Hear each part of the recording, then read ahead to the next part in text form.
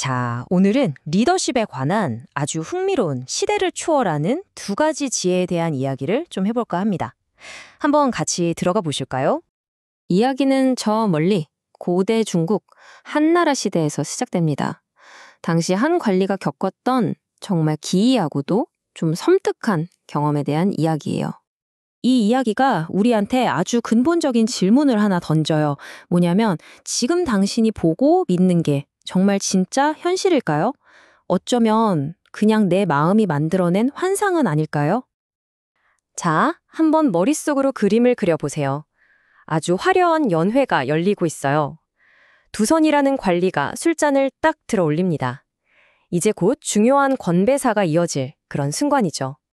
그런데 그 순간 술잔 안에서 뭔가 꿈틀거리는 뱀을 본 겁니다. 얼마나 놀랐겠어요. 하지만 주최자는 계속 마시라고 권하고 분위기상 거절할 수도 없으니 결국 이 관리는 눈을 질끈 감고 그 술을 꿀꺽 마셔버립니다. 그 결과는 정말 즉각적으로 나타났어요. 내가 뱀을 삼켰다는 이 끔찍한 생각, 이 믿음 하나가 온몸을 아프게 한 거죠. 결국 일도 못할 정도로 심하게 알아누웠다고 합니다. 하도 이상하니까 주최자가 직접 원인을 찾아 나섰는데요. 밝혀진 진실이 정말 허무합니다. 뭐였냐면 술잔에 뱀은 애초에 있지도 않았던 거예요.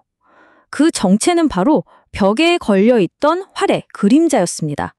두선이 이 사실을, 그러니까 그게 그냥 환영이었다는 걸 깨닫자마자 거짓말처럼 병이 싹 나았다고 해요.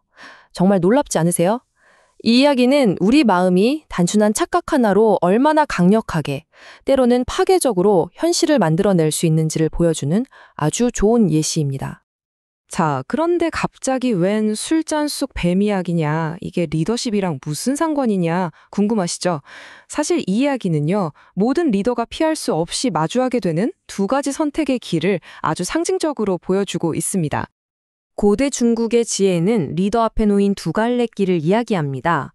하나는 겸청, 말 그대로 모든 목소리, 심지어 나를 비판하는 목소리까지 귀 기울여서 전체를 보는 길이죠.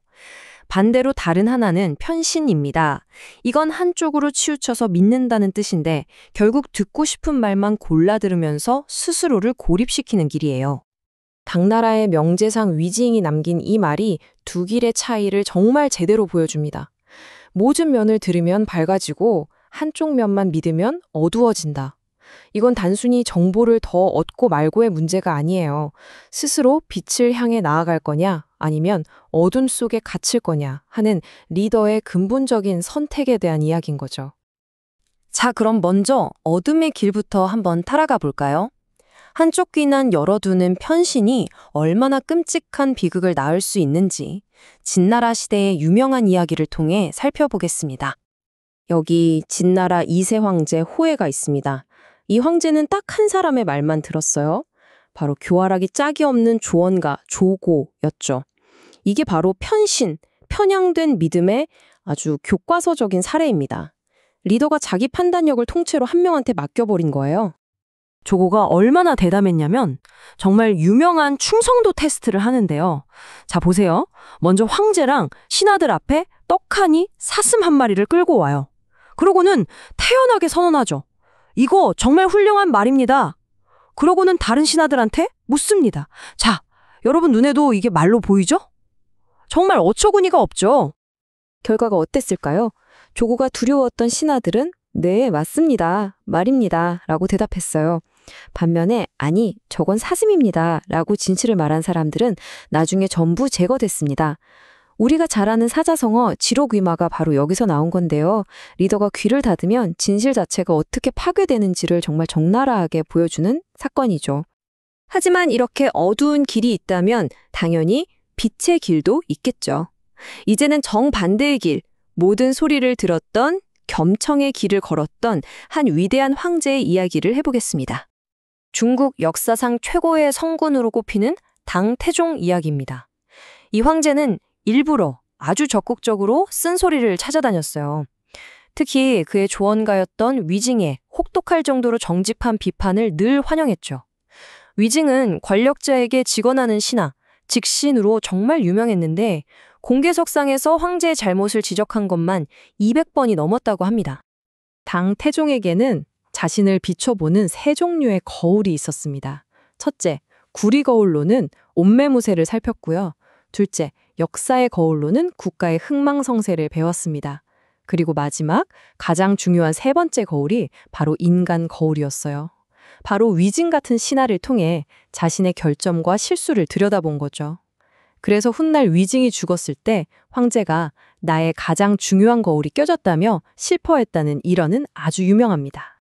자, 지금까지 한 이야기들 이거 전부 1300년도 더 된 옛날 이야기잖아요. 그럼 이 오래된 지혜가 지금 21세기를 사는 우리랑은 대체 무슨 상관이 있을까요?